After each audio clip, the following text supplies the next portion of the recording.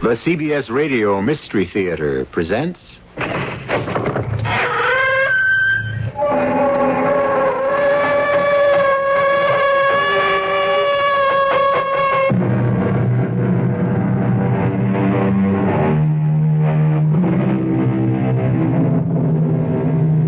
Come in. Welcome. I'm E.G. Marshall.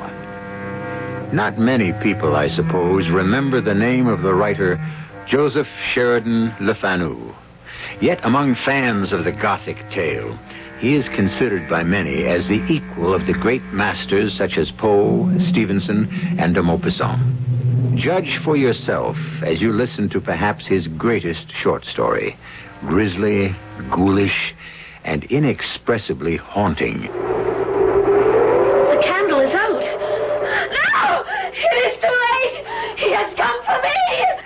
Don't leave her alone in the dark. The door! Oh, I can't budge it! We will break it down. No!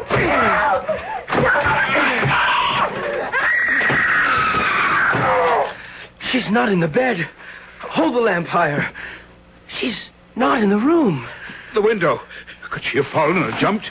The shutters are closed. The latch still thrown. There. Can you see anything, Shalkin? No, Herr Bookman. The street is empty.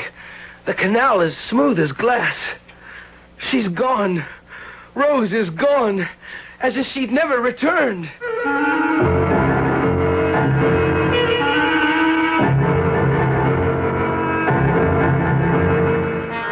Our mystery drama, Till Death Do Us Join, was written especially for the Mystery Theater by Ian Martin and stars Don Scardino and Roberta Maxwell. It is sponsored in part by Buick Motor Division and Anheuser-Busch Incorporated, Brewers of Budweiser. I'll be back shortly with Act One.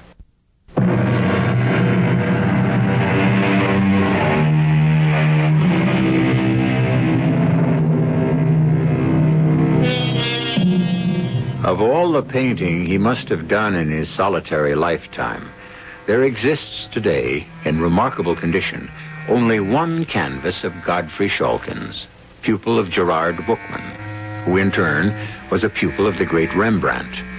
The picture represents a chamber in some antique religious building. Its foreground is occupied by a young woman of startling beauty, her face illuminated by a strange smile, half lovely, half evil.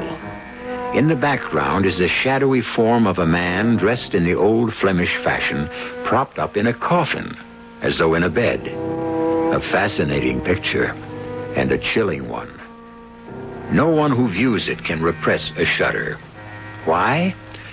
On the back of the canvas is a legend, written in cramped longhand by the painter, which may serve to explain why. They think me boorish, rude, and laugh at my slovenly ways and filthy habits.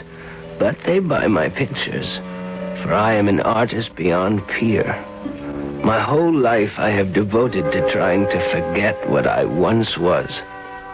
The only life I have had is canvas and pigments, and a search for escape in the only fashion I can accomplish it. But once I was young as other men, with a bright future in my chosen profession, full of laughter and joy and madly in love. Oh, there were barriers to overcome, impossible heights to scale, but with the hope and optimism of youth, I knew I could win out. How could I know that a force beyond any human strength would strangle my spirit, twist and deform my soul, and doom me to a lifetime of despair? Rose. We are alone, beloved? All the other students are gone. And Herr Bookman? He left the studio for home less than 5 minutes ago. I know. I only wanted to be sure I had made no mistake. How do you know? I had Jacob, the groom, drive me into Amsterdam today to shop for some silks. On the way back, I had him stop at his favorite bierstube to have a beer and groom the horses, whilst I took a stroll along the canal. I was hoping to catch you alone at the studio, and my prayers were answered when I saw my uncle climb into his carriage and drive off. My dearest one, if only I could declare my love for you openly. Oh, you will be famous very soon, and we are still young. We have time. Every moment spent away from you is an eternity. It is just as bad for me, but for the moment, we must live with it. Come, let me see what you have been working on, my genius. No, it is in no shape. I cannot make it come right, and it is still only a sketch. But, Godfrey, you're wrong. The conception is beautiful, and even the freehand outline tells all the world you are a master, or to become one. Tells all the world. Well, perhaps you're right. For you are all my world. If whatever I do satisfies you, it would be reward enough. Oh, no. We must do better than that so that we can have each other. Finish this one as you have started, and I will see that Uncle Gerard gets the canvas to the right places. Once someone buys you, you will become a vogue. I know it. I feel it in my bones. Not in your heart? In my heart, what I feel is my love for a man named Godfrey Schalken. Will I ever be rich enough to make you my wife? Hold me, Godfrey. Hold me very tight. Rose. I want to believe. Help me to. In every way I can. Oh. But what happened? I don't know. A sudden chill, as if... The time. I must go. I would do nothing to set Macabre Bookman against us. Why can't I just go to him? No, I beg you. I know my uncle. He would only send you away, and then you would have lost everything. Me, his teaching, your future.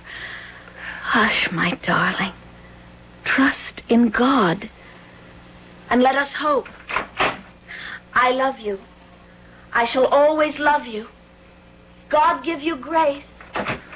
What grace has a God who keeps two lovers apart? Heaven forgive me. I meant it not. But the words had been said and could not be taken back. I turned to my sketch, one of the temptations of St. Anthony by the devil. I set to work and was so busily engaged that an hour or so must have passed. The light was gone. As I sat back, I heard a sort of sniff behind me. A few feet behind me stood the figure of an elderly man in a cloak and a broad-brimmed conical hat. The room was so dark by now that the shadow from his hat obscured his features entirely. But I was impressed, awed at the perfect stone-like stillness of the figure. I'm sorry, I didn't hear you come in. This is the studio of Gerard Bookman. It is. Will you sit, mynheer? No. I wish to talk to him. He has returned to his home some hours past. If you would wish to seek him there... No. Will you see him before tomorrow evening? Oh, yes, sir. I am one of his pupils, and he will be here by late morning to commence his classes. Are you to be trusted with a message? I hope so. Fail to deliver it at your peril. Tell Gerard Bookman that Meneer van der Hausen of Rotterdam wishes to speak to him here tomorrow evening at exactly 7 in this room on matters of weight. He turned abruptly and with a quick but utterly silent step quit the room. Some strange premonition drew me to the window through which I could see the exit door to the street bordering the canal. I waited in vain for him to appear. The darkness was now gathering in earnest. Leaving the studio and locking the door, I half expected to find him lurking in the halls below. But he had vanished as mysteriously and completely as he had first appeared. Nor was the mysterious stranger further identified when I reported him to Mynheer Bookman the following noon. Van der Hausen? Van der Hausen. No, name means nothing to me. From Rotterdam, you say? He said. Yes. Well, we shall wait for the appointed hour, and in the meanwhile, to work. I have looked at your sketches on the temptation of St. Anthony. The line, the chiaroscuro, the coloration are acceptable, well done and conceived. But the expressions, it's as if St. Anthony were the devil and the devil the saint. What is your conception? Why? Your Honor, I cannot answer. I do not know. Well, the other pupils are arriving. And let's see if your conception can improve during class studies.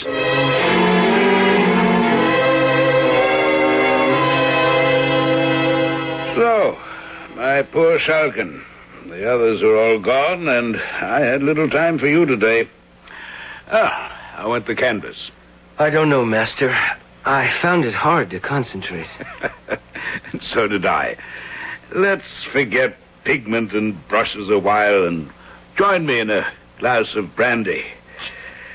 It's been a long, hard day, and I have some strange premonition. This visitor you tell me to expect bears some ill tidings. Well, at all events, let's fortify ourselves against ill chance. Your health. Your health. At 7, you said. He said. Vanderhausen. Never heard of the man. What can he want of me? A portrait? A poor relation to be apprenticed? A collection to be evaluated?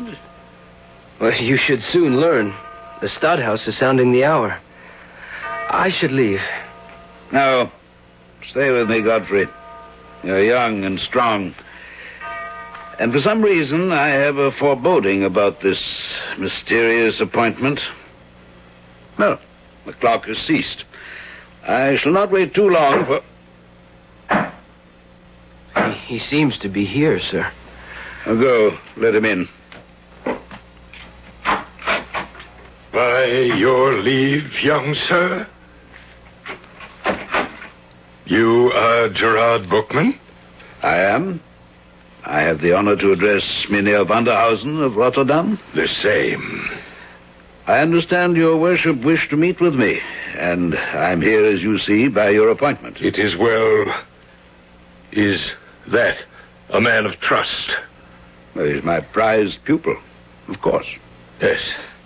Well, then let him take this box of leather and get the nearest jeweler or goldsmith to value its contents. Why? That I will explain to you alone. But I wish him to return with a certificate of the value of the contents. That is a strange request, Mynheer. May I ask the reason? When we are alone. And I think Jan Spuiten in the next street will still be open. Godfrey, will you gratify the gentleman's wish? Your wish, sir. I will take as little time as I can. I had in my hands a small leather case, about 9 inches square, surprisingly heavy for its size. I was less curious about its contents than the conversation I was about to miss. If I could even have dreamed of its subject and the consequences. But how could I? Instead of clairvoyance, I reacted normally to my master's order and sought the information I had been asked to get.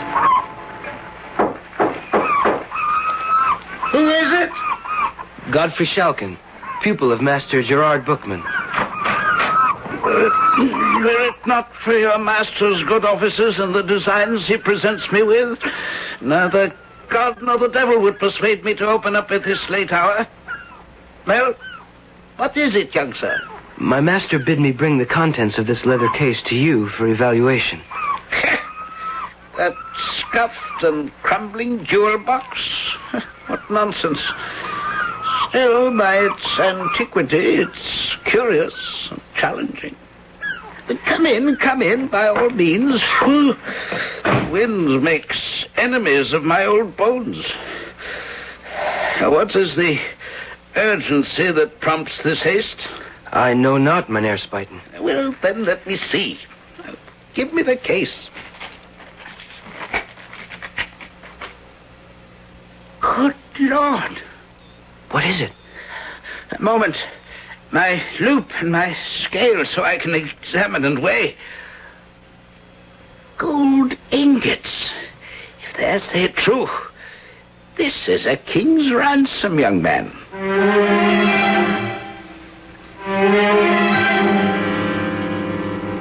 If Godfrey Shulkin had only known, or guessed, he might have been tempted to seize the fortune in gold ingots and bury it in Amsterdam's deepest canal.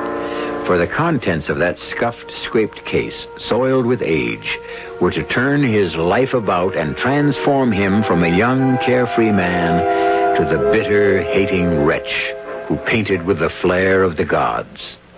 I'll be back shortly with Act 2.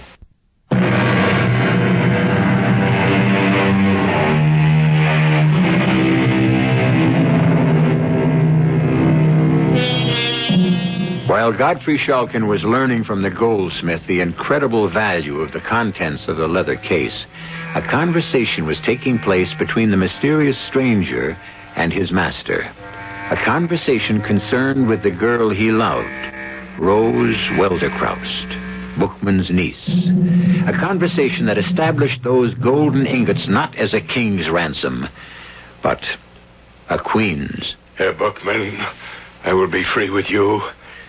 I cannot, by limitations I dare not discuss, tarry with you long.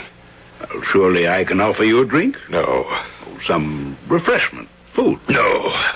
Well, at least let me raise the lights. No. Oh, divest you of your outer garments. No. I can feed the fire more logs to warm you. I have no need of your offers, nor desire of them. I come to make you an offer. Will you come to the fire and sit? I prefer to stand where I am. The shadows suit me well. I don't understand. Some time ago, I saw you in the Church of St. Lawrence in Rotterdam. With you was a young girl of exceptional beauty, whom I later ascertained was your niece. I desire to marry her. Without meeting her, conversing with her, just from one glimpse? That was enough to convince me she was the woman I desire to share my future with. But Rose... If I can satisfy you that I am wealthier than any husband you could ever dream for her, I expect that you, Herr Bookman, will forward my suit with your authority. And I must add that if you are to approve my proposal, it must be here and now, for I can brook no delays. You're extremely arbitrary, Mynheer. I am constrained to be. I offer no apology. I did not ask for one. You might reasonably have. My circumstances are such that I have none to offer. You must be aware that my niece has a will of her own, and may not acquiesce in what we may design for her advantage. The young man I sent out with a packet will return shortly. That will prove the evidence of my wealth and security for your niece's life. I promise you it will be 10 times the fortune she could expect. All of it in the interest that accrues shall be hers as long as she lives. Can I be more liberal? Well, if what you tell me is true, of course not. As to my respectability, you must take that for granted, at least for the present. I buy my name and reputation with what you're about to discover about me. My wealth. You must give me a moment to think. I remind you again, my time is limited. I will not pledge myself unnecessarily. But you will if it is necessary, and I consider it so. A testy old gentleman determined to have his own way, eh? Why, those were the very words that you were thinking, I know. You also thought to yourself, all things considered, I'm not justified in declining the offer if the gold involved is satisfactory. Am I correct? You read my mind correctly. Please forgive the intrusion and my abruptness. But we are both men of sense as well as sensibility. Your niece is penniless. I shall make her as rich or richer than a queen. When your young man returns with a valuation, if you don't wish the proposal withdrawn, you must immediately sign this engagement. Enter. Master, I have brought Mynheer Spuyten's valuation of the contents of the case. Give them to Mynheer Vanderhausen. Oh, no. No. Give them to Mynheer Bookman. Yes, sir. Here they are, Master. Gold ingots? The value. I can't believe it. Neither could Jan Spuyten or myself. I fled back through the streets, searching every shadow. I have never seen so much wealth. 10,000 guilders. A token only. My wealth is limitless. Will you sign the contract now? A moment.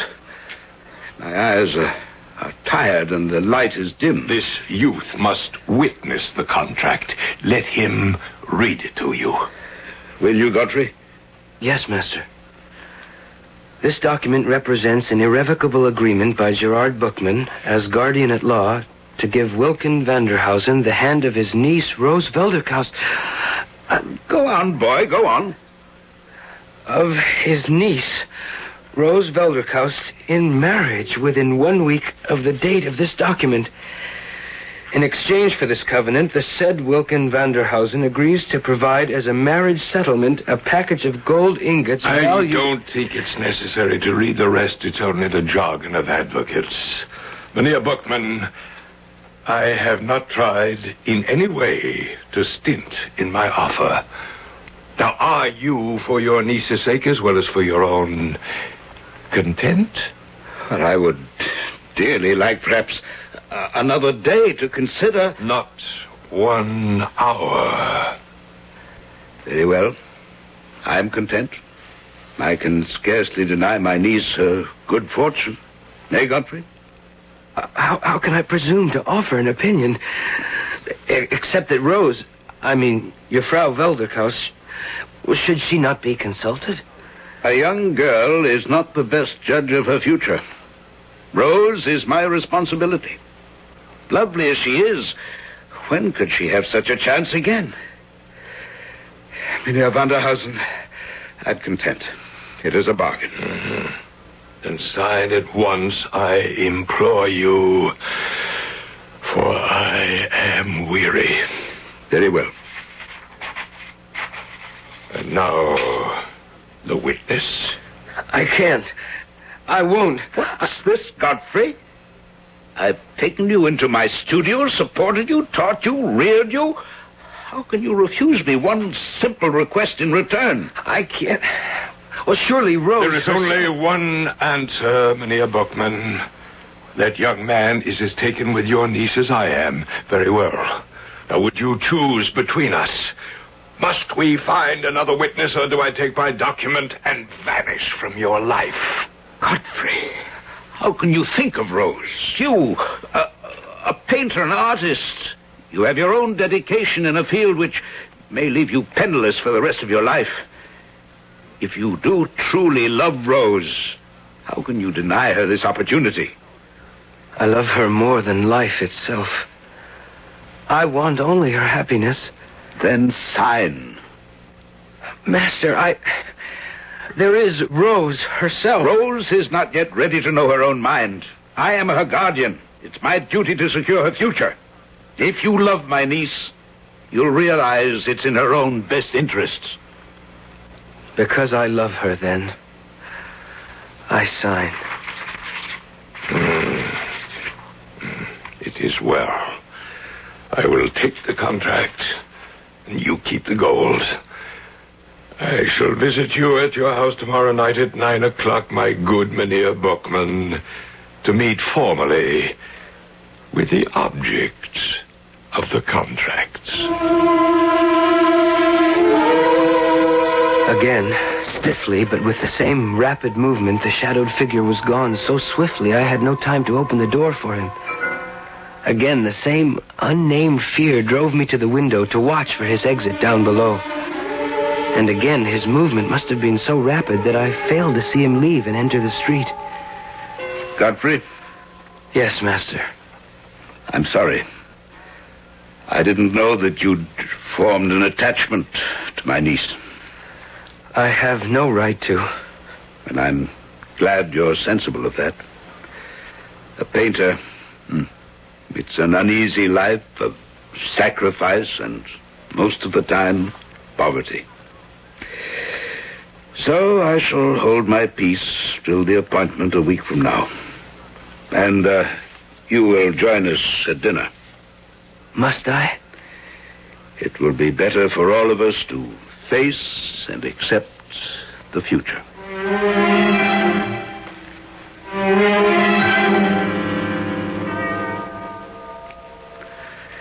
It's striking 9, Rose. Is all arranged? As you see, Uncle. You're a perfect hostess. The fire shines like burnished gold, and the table is set immaculately. Godfrey, a glass of wine? No, thank you, Master Bookman. You seem nervous. I am. I hope you're not going to lose control of your feelings. It isn't that, Master. Then what? I can't quite explain it. A strange foreboding. You feel it too. Does Rose know what the occasion is? No. Then it is not too late. I have signed the contract. My word alone is its bond. But the paper is the final arbiter. Then there is no escape. Escape from what? A marriage settlement beyond my wildest dreams for my brother's daughter?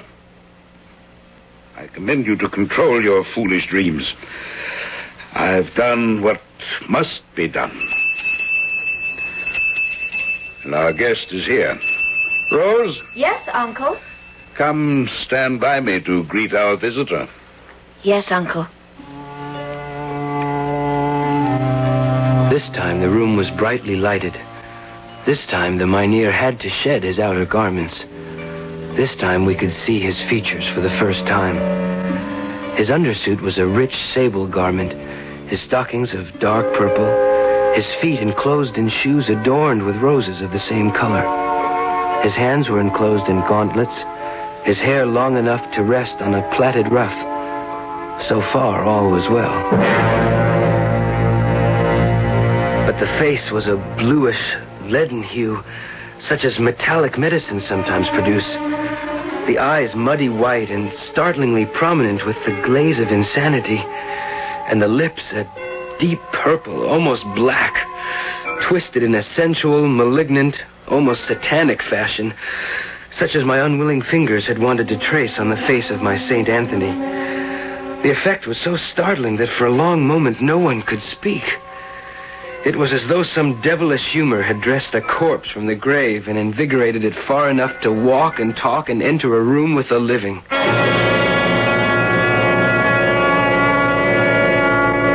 One must admit, of course, that Shalken could scarcely see his rival, or to be more truthful, the man who had stolen his beloved from him, in the best light. The painter's eye tends to exaggerate, or at least translate the human figure into his own design. And jealousy is a poor measure for judgment. When we return shortly with Act 3, we will be able to make our own assessment of this strange and devious story.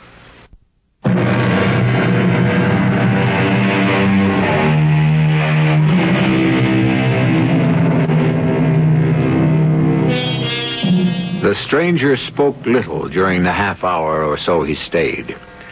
Nor could his host manage many more words. Such, indeed, was the nervous terror that Vanderhausen inspired, that it was an effort not to fly in panic from the room.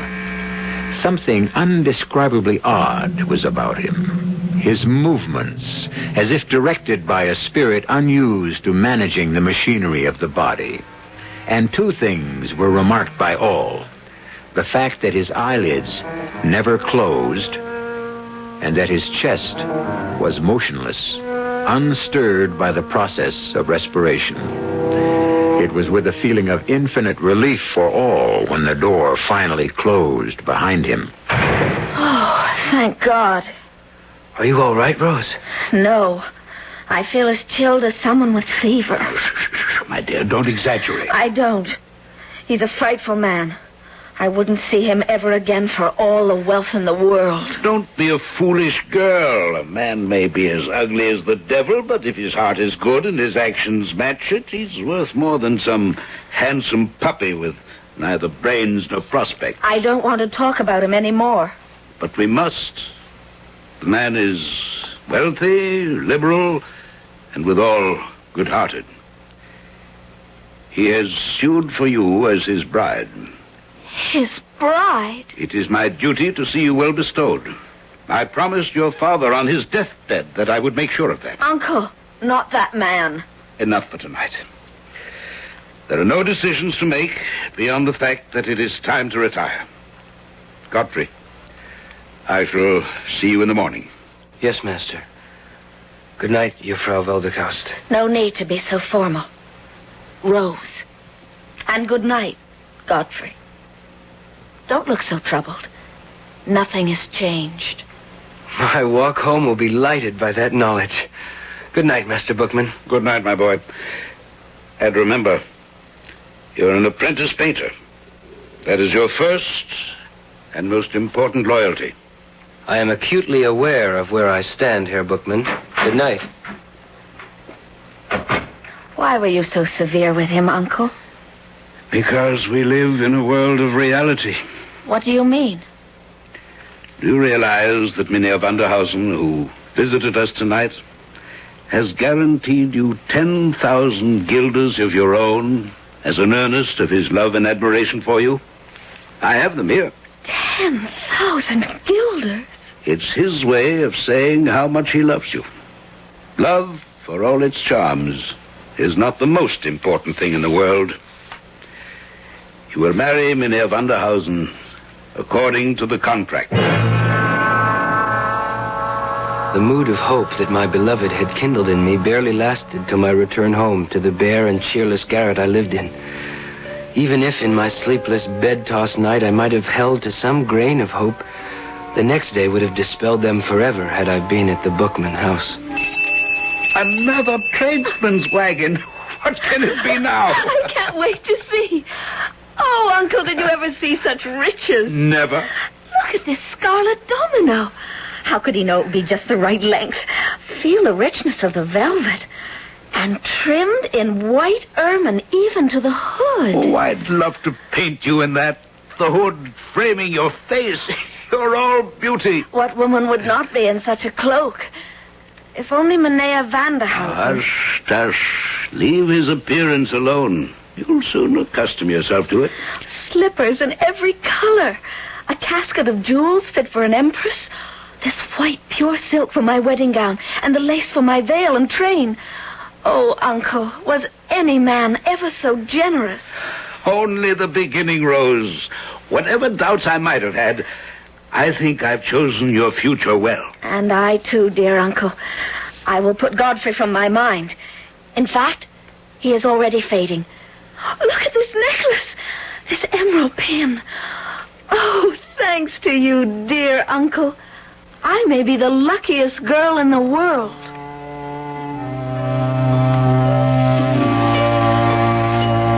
And so, 1 week later, I had to swallow my pride and watch my repulsive rival carry off my beloved Rose in solemn pomp in a carriage and four out of my life to Rotterdam. But I was mistaken. Rose Welderkaust, now Rose Vanderhausen, was not out of my life yet. And I brought you home, my boy, to sup with me because I'm worried. And I've no one else to turn to. You may always count on me, Master. In all things, I know. In particular, this one. Contrary to all promises freely exchanged, it's 4 months since I've heard of my niece. Not one word. I'm too old to travel. Will you then be my emissary and take this letter to the Bohmkey to inquire after my niece? If you desire me to. I do. You shall stay the night and take the coach for Rotterdam on the morn. I will issue you such funds as you need, and I pray you return post-haste with what word of comfort you can bring me. I will waste no time. I promise you.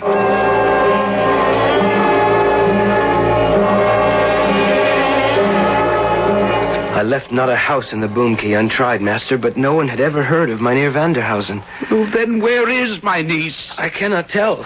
One thing I did when I returned to Amsterdam, I went to the establishment from which the coach and four was hired to take Rose and her bridegroom to Rotterdam. It's clever of you. And yes? The driver reported that late in the evening, before they entered the city, a small party of men, dressed in the old-fashioned with peaked beards and pointed mustaches, standing in the center of the road, stopped the coach. Highway robbers? Apparently not.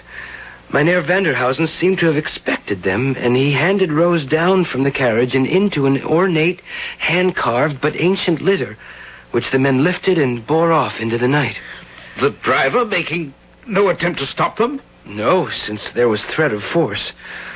All was as if it had been arranged, except... Except what? Except that Rose was weeping bitterly. Oh, dear Lord, what have I done? What can I do to reach her or help her? Jacob has already retired. See who that is, boy. At once, master. Rose! Oh. Dearest Rose, what is it? Wine! Wine, quickly, or I am lost. Master, she is distraught. Rose, my dearest, here. Here, drink. No food. Please, God, at once, or I perish. I'll cut some meat. Give it all to me. Send for a priest with all haste. Or in spite of all, I am not safe until he comes. Send for him speedily, or I am lost forever.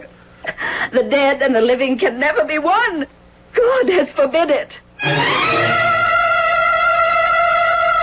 Up the stairs, quickly, Father. She is in terrible straits. Help me! Forgive me! Ah! No! He's here. Godfrey, draw your sword. Protect me! Where, Rose? Where? There, in the anteroom with you and the priest. Stand aside, Father. Hold the lamp high. Let me see in the shadows. Go down, I beg you. Do not leave my bedside. Only to bring you the priest. Don't be afraid. Father Dowsell, myself, and Godfrey are only a few steps from your bed. Oh, God, help me, whom I have no right to ask. Oh, the candle is out. It is too late. He has come for me. Don't leave her alone in there. The door. I can't budge it. We will break it down. No, Godfrey! No! She's not in the bed. Hold the lamp higher. She's not in the room. The window. Could she have jumped or fallen? They're shut fast. The latch is still thrown. There. Can you see anything? The street is empty. The canal is smooth as glass. She's gone. Rose is gone. As if she'd never returned. The days that followed are shady and insubstantial in my mind. Half crazed with grief, and at Herr Bookman's remorseful request, I returned to Rotterdam, to the chapel of St. Anthony, where Vanderhausen had first seen Rose. It was after evening vespers, and I was travel-worn and soul-weary. When the worshippers left, I remained alone in the church, and I must have fallen asleep. I was awakened by a soft touch on my shoulder, and awakened to see Rose. Rose. I want you to forget me, Godfrey, and know that I am content and free from sin at last. Come with me. She led me by the hand, a lamp in her hand, down a flight of steps into the vaults below. The music faded, and there was only the sound of our footsteps echoing on the stone. Where are you taking me? To where I have found rest. Enter.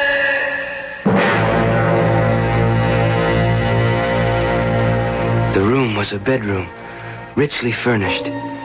Its main feature, a great 4-poster bed, the curtains drawn. She crossed to them, smiling, and said, You see, we are united at last, my husband and I. Sitting bolt upright on the bed, held in its position by the pillows, was Mynheer Vanderhausen. The costume I recognized. The face, what was left of it, was still livid as I had first seen it. But by now the bones showed through the decayed flesh. The hands were little more than the claws of a skeleton. Exhausted as I was, overcome by emotion, the room suddenly swayed, and I lost consciousness.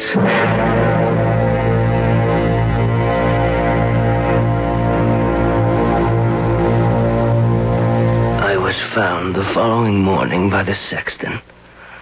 The room in which I lay was the same, except that all the furnishings were gone, save one. In the place of the 4-poster bed was nothing but a large and ornate coffin.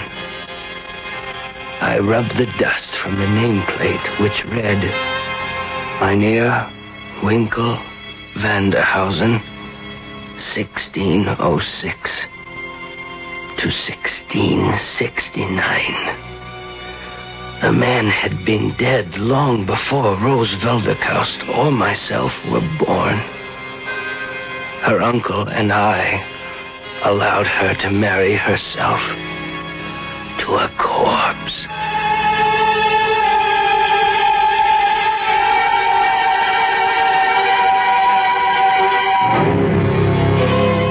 A sad and terrifying story, not calculated to make sleep any easier tonight, and yet a fascinating and absorbing one, as all of us are drawn irresistibly to the macabre. Besides, of course, it wasn't true. Or was it? To Godfrey Schalken's dying day, it was for him. So, who is to say that it couldn't have happened? Not I. As I said in the beginning, you make your own judgment. I'll be back shortly.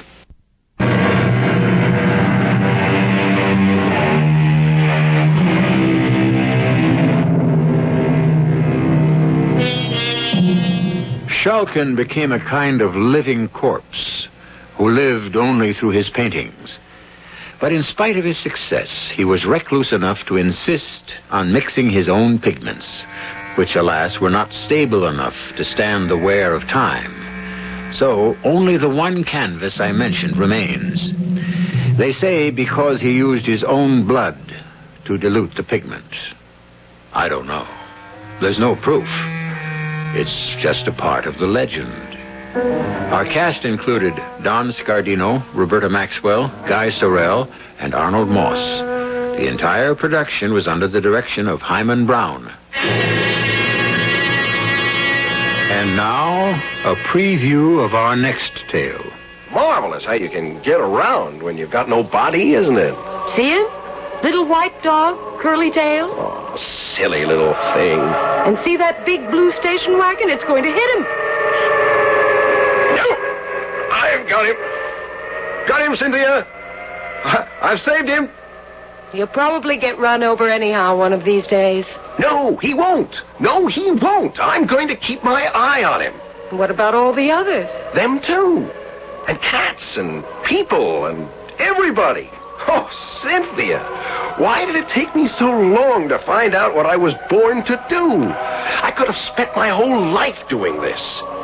Cynthia, my afterlife is going to be 100 times more exciting than my life ever was. Radio Mystery Theater was sponsored in part by Anheuser-Busch Incorporated, Brewers of Budweiser, and Buick Motor Division. This is E.G. Marshall inviting you to return to our Mystery Theater for another adventure in the macabre. Until next time, pleasant dreams.